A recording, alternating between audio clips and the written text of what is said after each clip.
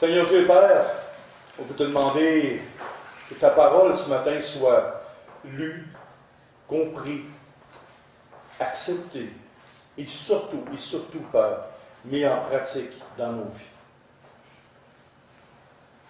Alors, mon Papa dans le ciel, merci de tes compassions, de ta grâce exceptionnelle envers nous. Et ouvre nos cœurs ce matin. Ouvre l'esprit, notre intelligence, afin que toutes tes vérités puissent faire partie prenante de nos vies, Seigneur. Et c'est au nom de ton Fils Jésus qu'on prie. Amen. Amen. OK, on va tourner dans 1 Pierre, chapitre 3, s'il vous plaît.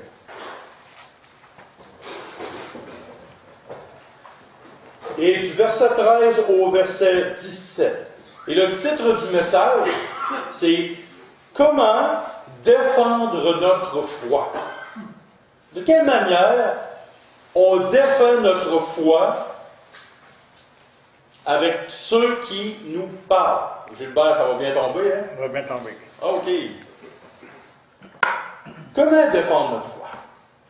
Quand on est jeune comme chrétien, on a des tendances.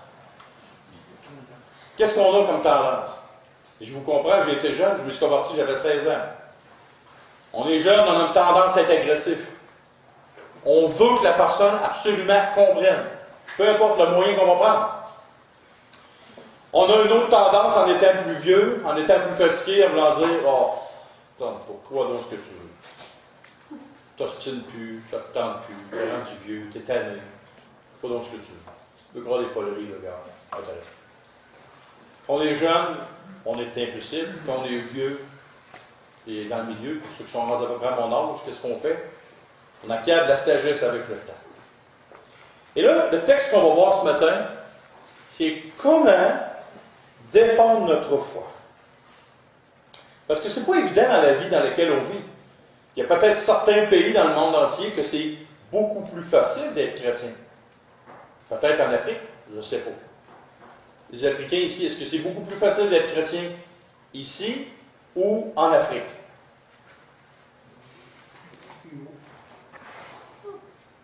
Et la défense de notre foi ici diffère-t-elle de la défense de notre foi en Afrique? Ou en Russie?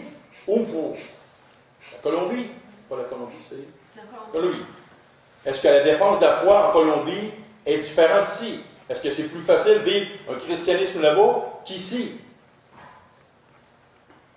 Ça diffère. Il y a différentes façons de faire les choses. Donc, peu importe où on se trouve dans le monde, est-ce qu'il faut changer nos méthodes de défendre notre foi? Et je dis non. Et voici pourquoi. Et comment défendre notre foi? On va commencer. Verset 13. Et qui vous maltraitera si vous êtes zélés pour le bien? D'ailleurs, même si vous souffriez pour la justice, vous seriez heureux. N'ayez d'eux aucune crainte et ne soyez pas troublés. La première manière de témoigner et de défendre notre foi, c'est quoi? Le bien.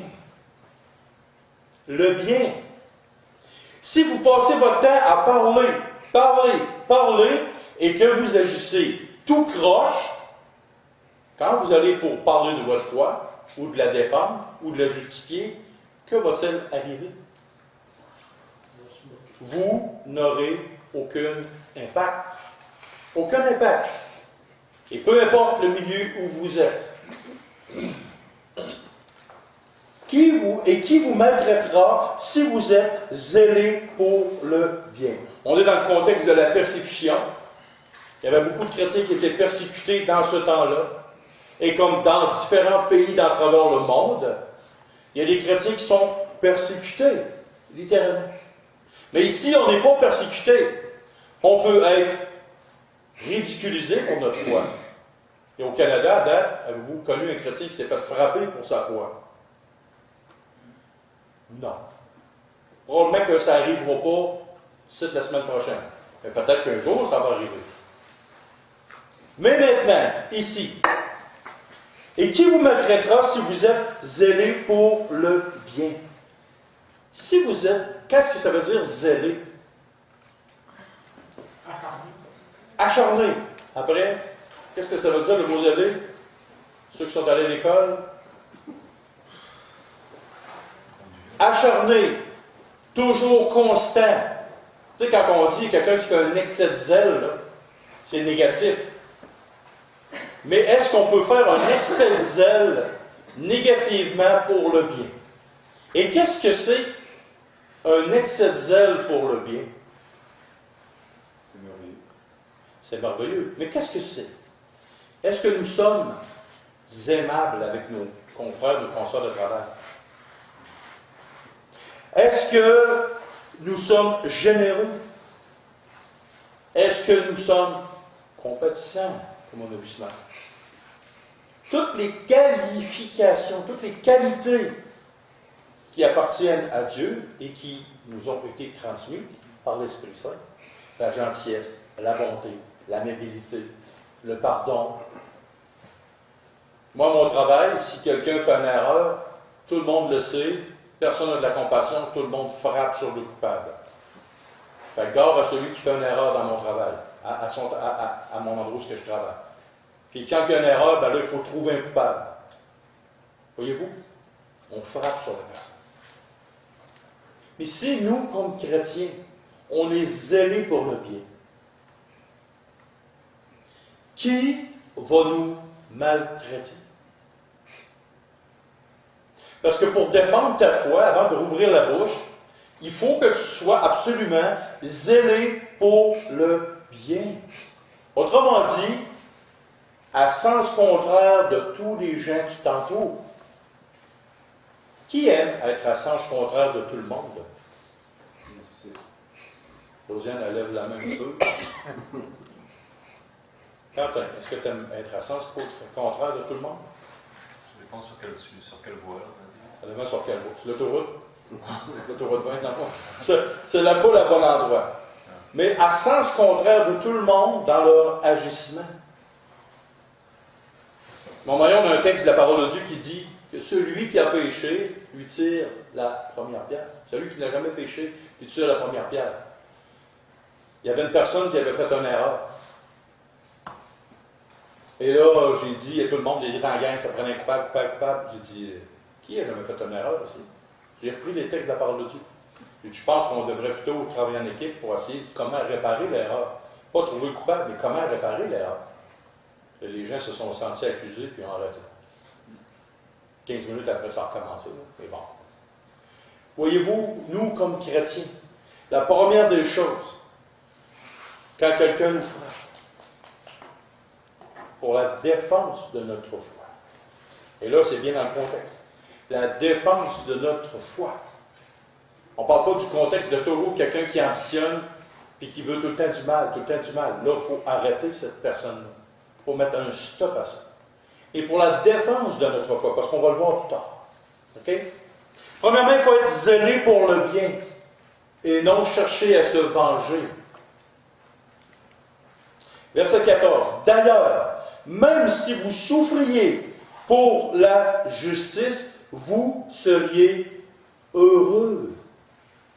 On va tourner dans Matthieu chapitre 5, versets 10 à 12.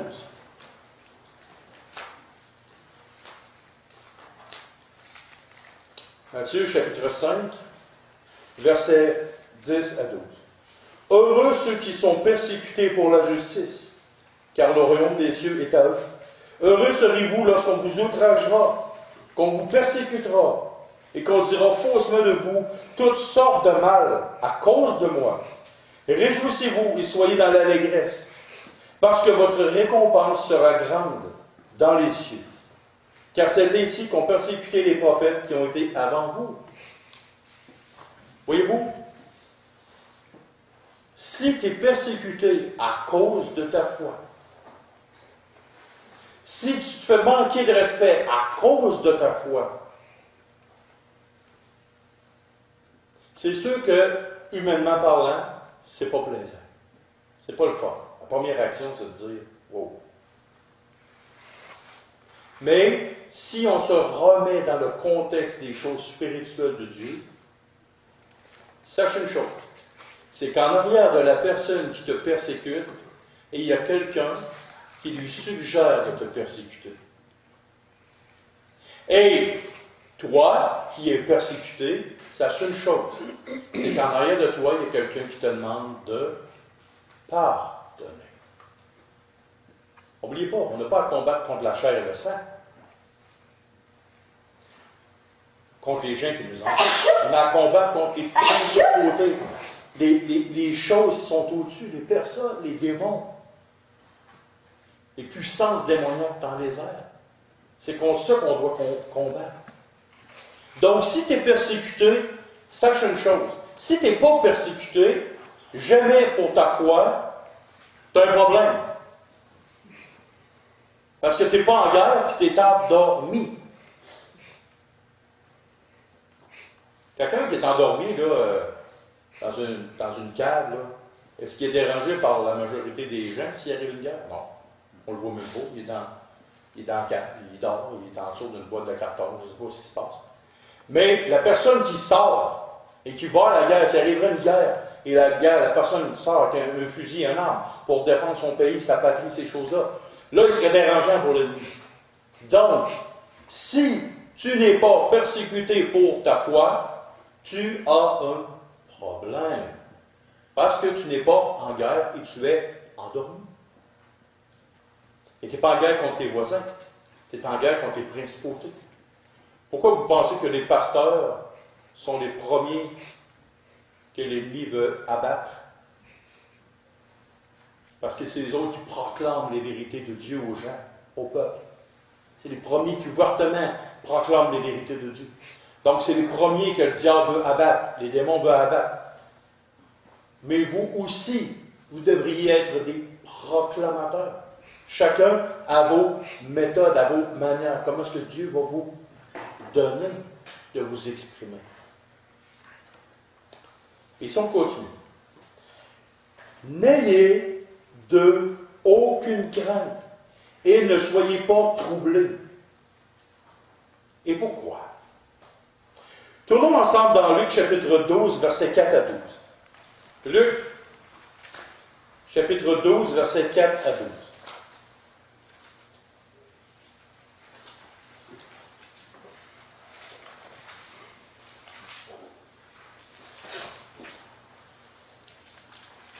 Je vous dis, à vous qui êtes mes amis, et c'est Christ qui parle, je vous dis à vous qui êtes mes amis, ne craignez pas ceux qui tuent le corps et qui, après cela, ne peuvent rien faire de plus. Je vous montrerai qui vous devez craindre. Craignez celui qui, après avoir tué, a le pouvoir de jeter dans la géhenne. Oui, je vous le dis, c'est lui que vous devez craindre. Ne vend-on pas 5 passereaux pour 2 sous? Cependant, aucun d'eux n'est oublié devant Dieu, et même vos cheveux sont tous comptés. Ne craignez donc point, vous valez plus que beaucoup de passereaux. Je vous le dis, quiconque se déclarera publiquement pour moi, le Fils de l'homme, se déclarera aussi pour lui devant les anges de Dieu. Mais celui qui me reniera devant les hommes, sera renié devant les anges de Dieu. Et quiconque parlera contre le Fils de l'homme, il lui sera pardonné. Mais à celui qui blasphémera contre le Saint-Esprit, il ne sera point pardonné. Quand on vous mènera devant les synagogues, les magistrats, les autorités, ne vous inquiétez pas de la manière dont vous vous défendrez, ni de ce que vous direz. Car le Saint-Esprit vous enseignera à l'heure même ce qu'il faudra dire. Donc, quand les gens vous demandent la raison de votre foi, ce qui est en vous, ou même quand vous témoignez à quelqu'un, souvent les gens disent « Ah, je ne parlerai pas trop de ma foi, je n'ai pas assez de connaissances. Je n'ai pas de questions qu'on pourrait me poser, je ne vais sûrement pas être capable de répondre. » Savez-vous, c'est quoi la phrase la plus intelligente que tu ne peux pas dire à quelqu'un? Attends, je vais revenir avec une réponse. Donne-moi du temps. Je vais aller chercher, je ne connais pas tout, et je vais te donner la réponse. Ou de dire, hey, le pasteur sera bien mieux que moi pour répondre. Non, le pasteur ne sera pas toujours avec vous. Mais c'est vous quoi? lui, le Saint-Esprit, il est toujours avec vous. Donc, il ne faut pas avoir de crainte des hommes, ni des femmes non plus, là. Il ne faut pas avoir de crainte de personne. Il ne faut pas avoir la crainte d'être ridiculisé. Il ne faut pas avoir la crainte de défendre notre foi. Donc, si on répète jusqu'à ce moment, il ne faut pas craindre aucun homme, aucune personne. Et il ne faut pas craindre non plus, quoi? Il ne faut pas craindre, mais il faut être zélé pour le bien. En premier, d'agir dans le bien tout le temps, le bien commun des gens. Ensuite, si vous sortez de l'ordinaire et que vous êtes extraordinaire, zélé pour le bien, les gens vont se poser des questions. Ils vont se gratter la tête. Ils vont se dire, comment c'est que ce gars-là ou cette fille-là n'est pas pareil comme les autres? Et là, imagine donc que les gens vont venir vous poser des questions. Les gens vont venir vous poser des questions. Et il ne faut pas avoir peur. Même si les gens vous méprisent et vous maltraitent, il ne faut pas avoir peur pareil. Parce qu'on devrait craindre qui en premier? Dieu. C'est lui qui a le pouvoir sur notre vie. Les autres, là, même si on mourrait, après ça c'est fini, on s'en va dans la présence de Dieu. Mais ici au Canada, on ne mourra pas. Et même si on serait dans un autre pays, on ne mourrait pas. Un jour, j'ai fait un rêve. Et j'étais très vieux. Et il arrivait une grosse persécution. Et là, il y avait ma femme, mes 2 filles, mes 2 gendres, et tous mes petits-enfants. Il y avait toute une corde autour du cou, puis ils étaient tous sur le point d'être pendus. Et là, dans mon rêve, j'étais attaché, j'avais été battu, puis il me disait, renie ta foi, ou sinon on pend tout ton monde. Là, j'ai dit, OK, je peux-tu prendre 30 secondes avec chaque personne avant de prendre une décision? Je suis allé les voir vers l'autre, j'ai dit, as-tu la foi? As-tu cru en Dieu? As-tu demandé pardon à Dieu? Chaque personne m'avait dit oui. Là, j'ai regardé le bourreau dans les yeux, il disait, tu peux tout nous exécuter, tu vas tout nous rendre un service extraordinaire. On va finir avec vous autres, et nous autres, on s'en va tout à la bonne place. Voyez-vous? C'est un rêve. Je ne pas dire que c'est ça qui va arriver. Inquiète-toi pas, Josiane. Je ne pas dire que c'est ça qui va arriver. OK? Mais des fois, on a des rêves farfelus, ça n'a pas de sens. Mais de ne pas avoir peur, littéralement, d'affronter les puissances des mondes. Et quand ça nous arrive qu'on est persécuté pour notre foi, ou qu'on se fait driver, comme on dit en bon québécois franglais, quand on se fait driver pour notre foi, quelle devrait être notre première réaction? Première des choses, on ne devrait pas s'étonner de cette chose-là, parce que nous sommes en guerre.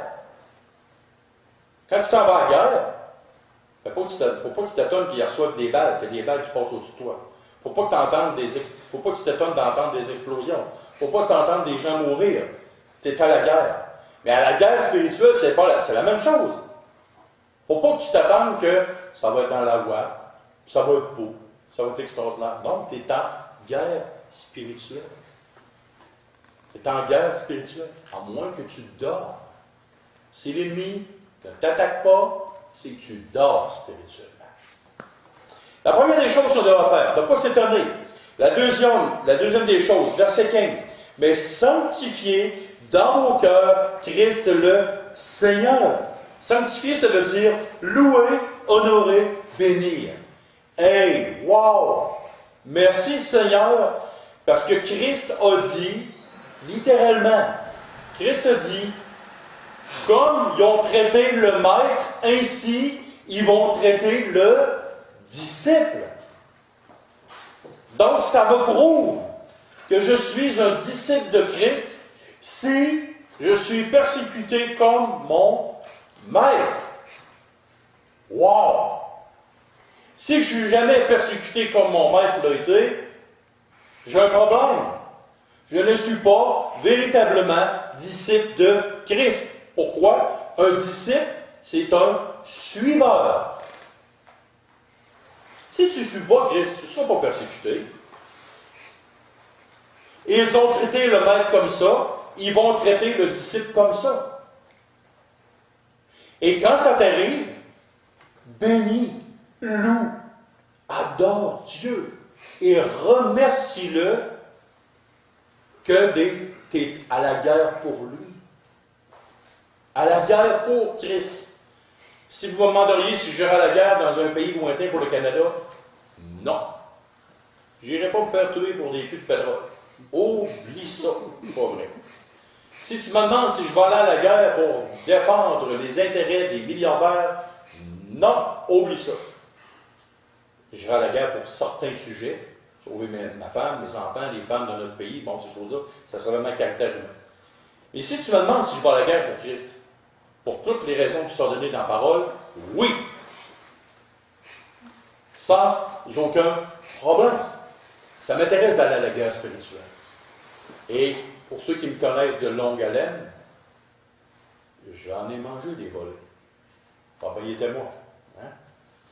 J'en ai mangé plus qu'à mon tour des coups. On dit ça en québécois, là.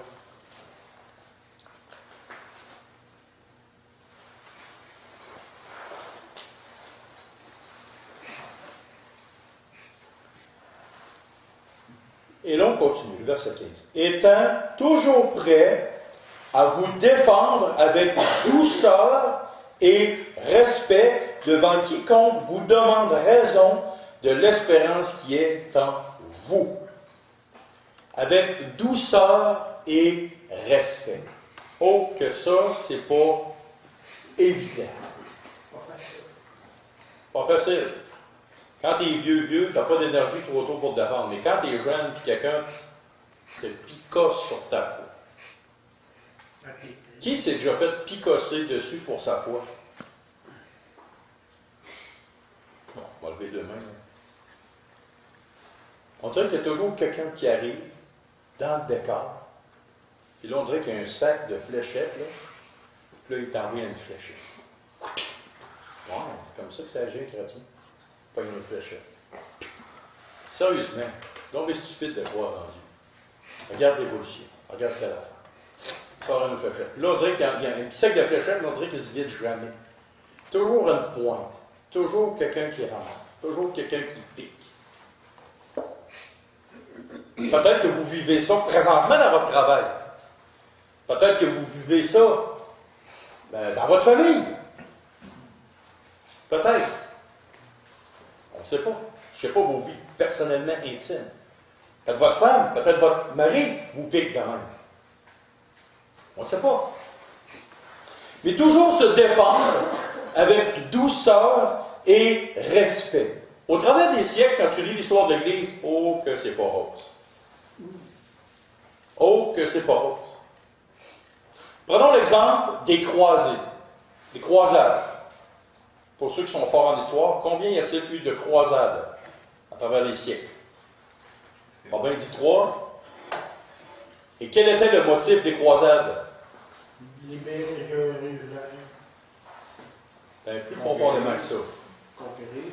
Ils vont payer ou ils vont accepter. En définitive, c'était ça. La première croisade, c'était pour libérer. Ouais, c'est ça. Après ça, c'est ils vont payer parce qu'ils nous ont fait ça, ou ils vont plier et ils vont croire comme nous on croit. Et est-ce que c'était juste les catholiques ou c'était l'islam, les musulmans? Les deux. Les deux agissaient avec violence, avec de la guerre, les armes, tuaient du monde, convertissaient obligatoirement les gens avec force. Mais est-ce que nous, on n'agit pas un peu comme ça quand on veut absolument que quelqu'un comprenne quelque chose? On agit, on frappe, on essaye de convaincre, on frappe. On frappe avec nos paroles. On ne frappe pas avec nos gestes, mais on frappe avec nos paroles. Mais est-ce qu'on agit toujours avec douceur et respect? Quand moi j'étais jeune, il y a un chrétien qui me dit, toi, James, là, quand tu prêches l'Évangile, là, il était tellement agressant. Ah ben, il rit parce que ça fait longtemps qu'il me connaît. Et j'étais agressant. Ma femme aussi, elle me regarde avec un petit sourire en coin. J'étais agressant quand je parlais de l'Évangile. Savez-vous quoi? J'étais inutile. 0 et 1 barre. J'avais pas de tact, j'avais pas de compassion, j'avais pas grand-chose. Et je frappais, puis je frappais, puis je frappais, puis ils vont finir par comprendre, puis ils vont finir par comprendre, puis là, je me battais. Puis souvent, je me battais pour des sujets qui étaient futiles. Des sujets qui n'étaient pas utiles pour édifier les gens. Ça n'amenait à aucun résultat. Et à un moment donné, j'étais obligé de me mettre à genoux devant Dieu, sur mes deux genoux. Et de dire, Seigneur, qu'est-ce qui se passe? Qu'est-ce qui se passe? C'est quoi le problème? C'est les gens qui veulent rien comprendre ou c'est moi? Le Seigneur me dit, regarde pas les autres, regarde-toi toi-même. La façon que tu amènes l'Évangile aux gens, la façon que tu partages, la façon que tu parles aux gens. Oh, OK, je commence à réfléchir. Et là, avec douceur et respect. Première des choses, j'ai compris que ce n'est pas moi qui fais l'œuvre de conversion, c'est le Saint-Esprit. Moi, je suis juste le petit gars que Dieu se sert pour partager quelque chose avec douceur et respect. Prenons l'exemple. Si j'arriverais, mettons, je dis quelque chose à Noé. Bon, Noé, je vais t'enseigner sur l'adolescence des jeunes filles. Quentin Valentina, je vais vous enseigner aussi sur l'adolescence des jeunes garçons. Et là, je vais vous obliger, messieurs, mesdames, à venir écouter tout ce que j'ai à vous dire. Je pose la question aux deux hommes. Qu'est-ce que vous allez me dire? On n'est pas rendu là, mon homme. On n'est pas en tout rendu là. Les deux, ils commencent à peine à marcher bien. Là. Voyez-vous, ils ne sont pas rendus là. OK, Gilbert m'a enseigné sur comment éduquer un adolescent. Qu'est-ce que Gilbert va me dire? T'es en retard pas mal. Rendu grand-père. Il n'est plus rendu là. Donc, quand on partage notre foi, il faut s'assurer où est-ce que la personne elle est rendue dans sa vie. Où c'est qu'elle est rendue? Si tu parles d'un sujet et que la personne n'est pas là, pas en tout, qu'est-ce que la personne va dire? Ping! Ça vient de se couper là dans son cerveau. Est-ce que la première fois qu'on rencontre quelqu'un, on est obligé d'y expliquer le plan du salut en long et en large? Repends-toi de tes péchés, le sang de Christ te lave de tout péché. Christ est l'agneau de Dieu qui est propitiatoire. J'ai déjà prêché de même à une jeune fille, puis la jeune fille m'a posé la question. Elle m'a dit, monsieur, j'ai une question à me poser. C'est quoi le péché? De où ça vient? Oh. Elle n'était pas rendue là. Donc, avec douceur et respect, premièrement, parlez avec douceur. Calmons-nous le pompon. Et avec respect. Le respect, c'est quoi? Ce souci de ne pas porter atteinte à une personne. Quand tu respectes la personne, par exemple, une madame qui viendrait me parler de maquillage. Elle me parlerait de maquillage. Qui aime le maquillage ici? Valentina, Suzy. Les deux femmes m'arrivent, ils viennent me voir, puis là, John, on va parler de maquillage. Ah, avec toute gentillesse et amabilité, amour fraternel. Je les écouterais, tu sais, à peu près 15 minutes. Puis, je vous dirais, mesdames, ensemble, allez prendre un café. Parce que ça ne m'intéresse pas vraiment. Tu sais. J'en ai pas besoin en plus. Mais là, j'en reviens d'abord, puis là, je dirais, OK, mesdames, j'aimerais ça vous parler de l'histoire de l'Église. Peut-être, toi, Valentina, ça t'intéresserait, là. Mais sur 3 volumes de 1500 pages, avec tous les détails, à Martha, elle me fait un petit sourire. Voyez-vous, c'est que les champs d'intérêt des gens, il faut savoir respecter. Il faut y aller avec douceur, il faut savoir respecter. Tu arrives avec un musulman et il te pose des questions. Il faut que tu t'informes de lui, il est rendu où? Qu'est-ce qui se passe? Il faut y aller avec douceur et respect. Et ceux qui nous harcèlent et qui veulent nous agresser. Douceur, respect, être zélé pour le bien, faire une différence dans notre environnement de travail, à l'école.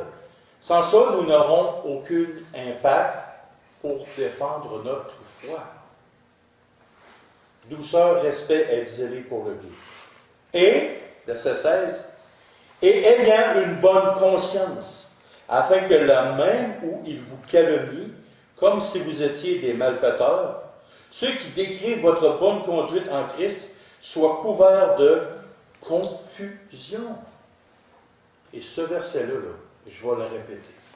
Et on va parler de quelque chose. Afin que la même, et ayant une bonne conscience, afin que la même où il vous calomnie, comme si vous étiez des malfaiteurs, ceux qui décrivent votre bonne conduite en Christ soient couverts de confusion. La plus belle et grande histoire pour définir ce verset-là est l'histoire de Noé. Pas de Noé, de Job. Qu'est-ce qui est arrivé à Job? Il est tout arrivé presque. Hein? Il est presque tout arrivé. Ben, il est tout arrivé. La seule chose qui n'est pas arrivée, il n'a pas perdu la vie. OK. Premièrement, Job a perdu sa fortune. Job, hier, j'ai relu peut-être le 3/4 du livre de Job au complet. OK? Job a perdu quoi? Il a perdu toute sa richesse. C'est un des hommes les plus riches qu'il y avait. C'est un homme qui a perdu ses enfants, ses filles, ses fils. Il a tout perdu ça d'un coup. Ensuite de ça, qu'est-ce qu'il a perdu? Tous ses serviteurs, ses servantes.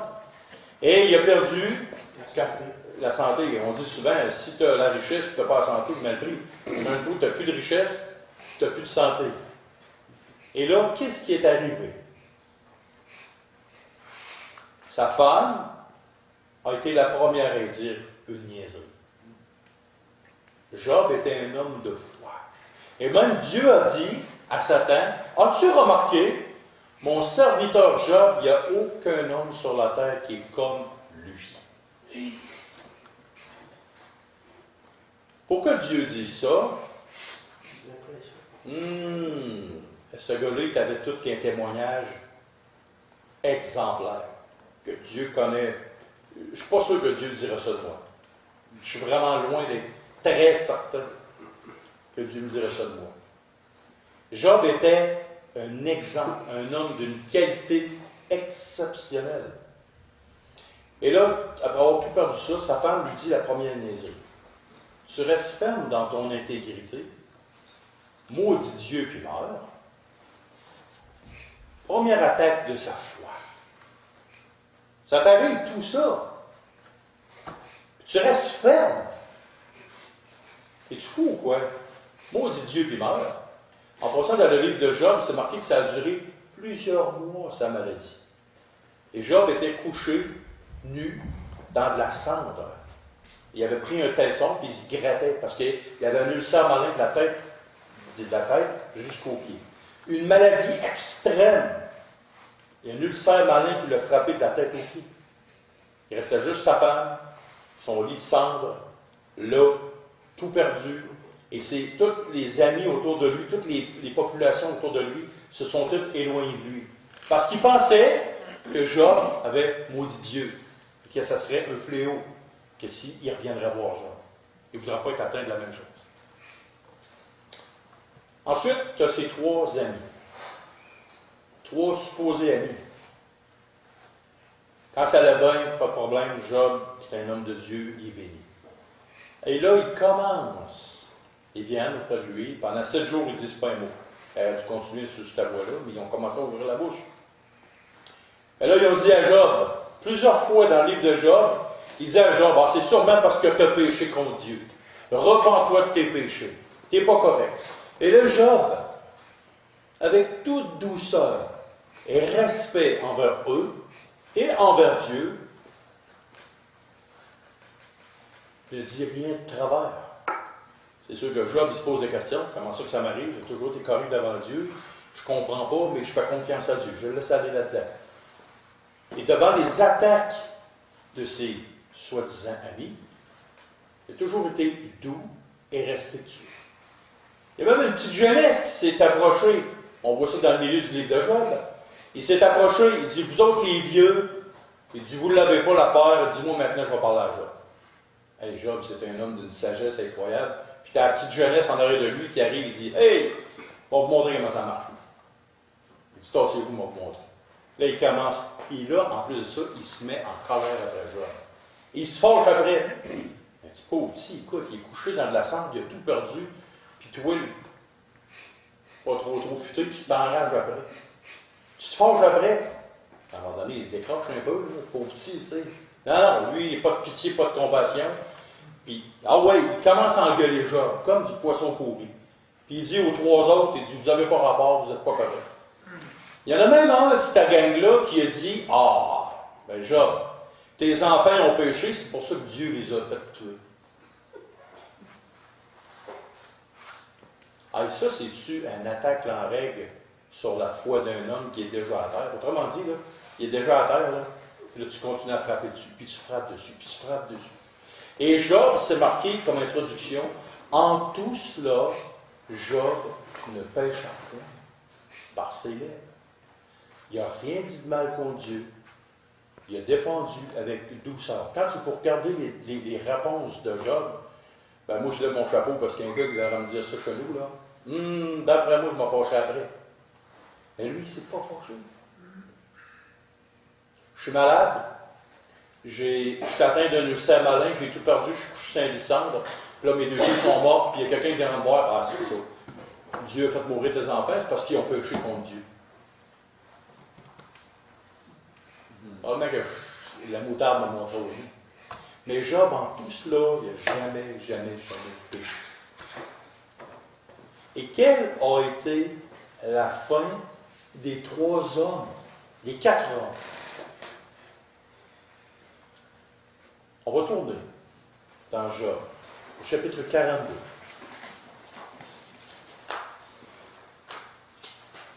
Et si vous lisez à un moment donné le livre de Job, analysez mot par mot.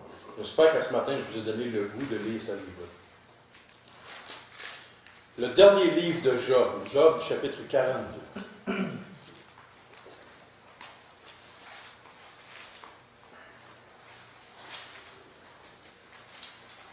Verset 1. Job répondit à l'Éternel et dit, je reconnais que tu peux tout et que rien ne s'oppose à tes pensées. Quel est celui qui a la folie d'obscurcir mes desseins? Oui, j'ai parlé sans les comprendre de merveilles qui me dépassent et que je ne conçois pas. Écoute-moi et je parlerai. Je t'interrogerai et tu m'instruiras. Mon oreille avait entendu parler de toi, et maintenant mon œil t'a vu. C'est pourquoi je me condamne et je me repens sur la poussière et sur la cendre. Et dans le contexte que Job a dit ça, c'est parce qu'à un moment, il a maudit le jour de sa naissance. Tu sais, il était humain quand même, Job. Il y a eu des soubresauts, mais il n'a jamais péché contre l'Éternel. Mais là, écoutez bien ce que Dieu a dit aux trois autres.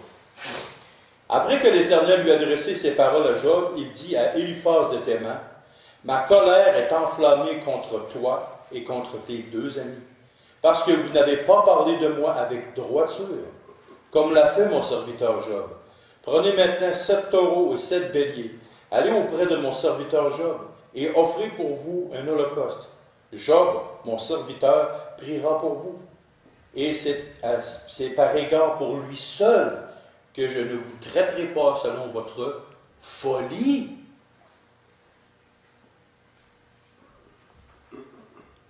Que je ne vous traiterai pas selon votre folie, car vous n'avez pas parlé de moi avec droiture, comme l'a fait mon serviteur Job. Et là, Job a été rétabli. Tout le monde sont revenus auprès de lui. Job a été rétabli, il y a eu 2 fois plus de choses matérielles qu'il y en avait eu. Voyez-vous? Et pourtant, ces hommes-là, si on revient à notre texte, ces hommes-là ont frappé sur Job, ont écrasé Job à cause de la foi qu'il avait. Il a frappé dessus. Ils ont frappé dessus, ils l'ont pas arrêté.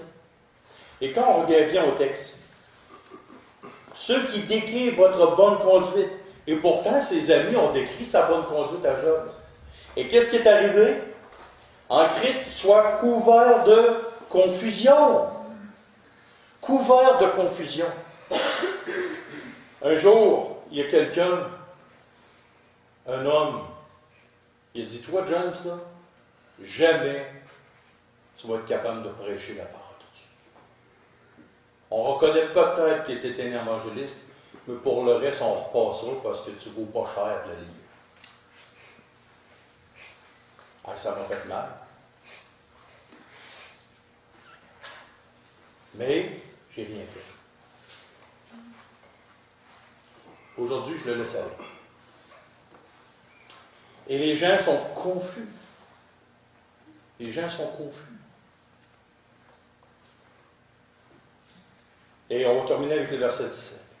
Car il vaut mieux souffrir si telle est la volonté de Dieu en faisant le bien qu'en faisant le mal.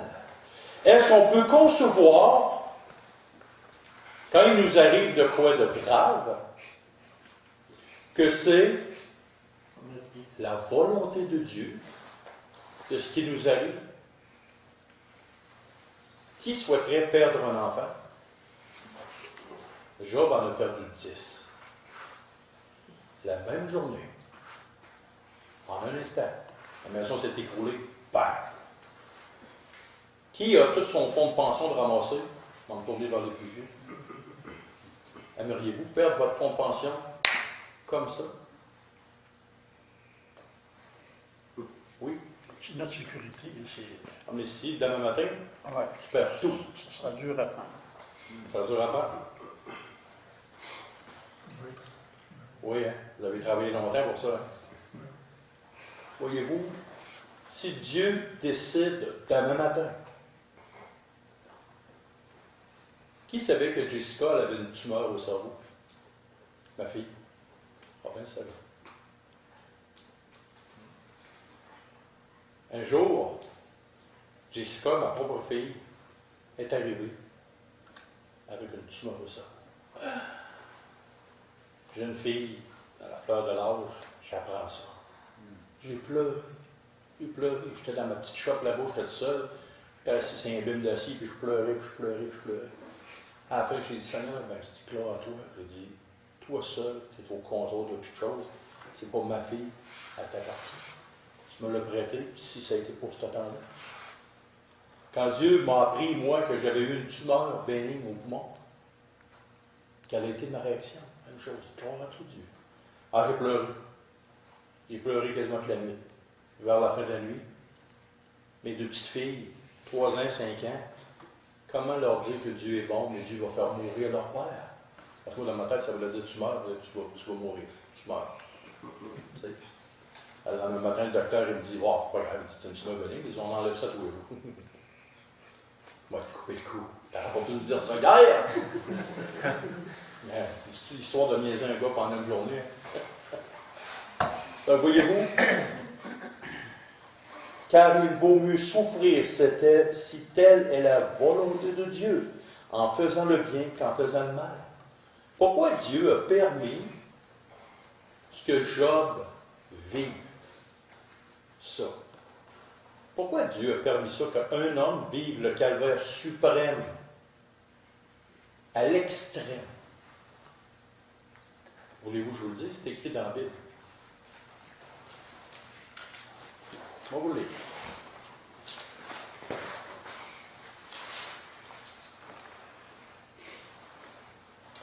1 Corinthiens 10:6. Or, ces choses sont arrivées pour nous servir d'exemple, afin que nous n'ayons pas de mauvais désirs, comme ils n'en ont eu. Les choses, les Écritures de l'Ancien Testament nous ont été laissées afin de nous servir d'exemple, pour ne pas avoir de mauvais désirs. Donc, si on revient vite sur ce qu'on a appris ce matin, quand notre foi est mise à l'épreuve, quand quelqu'un nous éprouve, comment réagir face à ça? Comment réagir? Première des choses, c'est d'y aller pour le bien. Parce que tout le long, Job disait à ses soi-disant amis, Il disait, ma conscience, elle est bonne, elle est pure devant Dieu. Et peu importe ce qui m'arrive, je garde ça devant Dieu. J'ai été zélé pour le bien, j'ai fait le bien. Il a toujours gardé le cap, tout le temps, tout le temps, tout le temps. Donc, être zélé pour le bien. Répondre avec douceur et respect. Attendre les gens, voir où ils sont rendus dans leur niveau. Ensuite, quoi? Qu'est-ce qu'on a vu? Voir si vous avez écouté. Qu'est-ce qu'on a vu? En souvenez-vous? OK. Zélé pour le bien. Toujours répondre avec douceur et respect. Comprendre que s'il nous arrive de quoi, c'est voulu par Dieu. Je vous laisse avec ça. On va prier.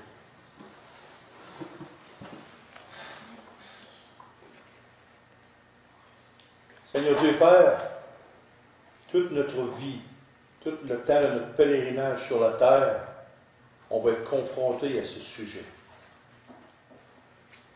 Donne-nous de ne pas dormir, comme les disciples dans le jardin de Gethsémani, lors de l'épreuve. Fais-nous comprendre qu'on est en guerre contre les puissances des ténèbres qui nous entourent. Donne-nous de ne pas dormir, mais d'être zélés pour le bien. De même faire un excès de zèle, Père, pour le bien.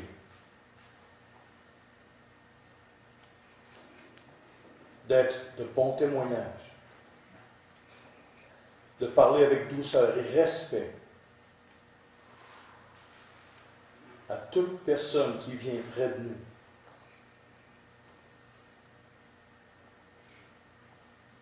Seigneur Dieu Père, donne-nous aussi de te glorifier, de te louer, de te bénir quand il nous arrive quelque chose.